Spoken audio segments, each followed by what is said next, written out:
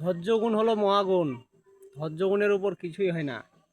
যারা ধৈর্য ধৈর্য ধরে আছে, ধৈর্য ধরে যে কোনো কাজ করতেছে, তাদের জন্যই অনেক কিছুই সম্ভব হচ্ছে।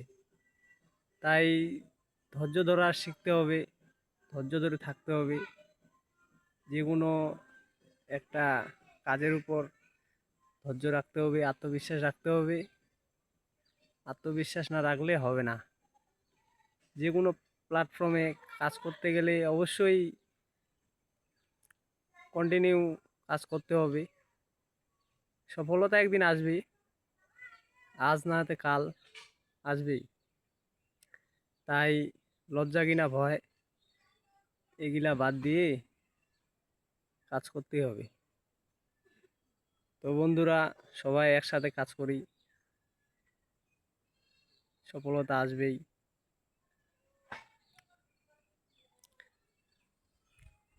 ঠিক আছে, অলবিদা।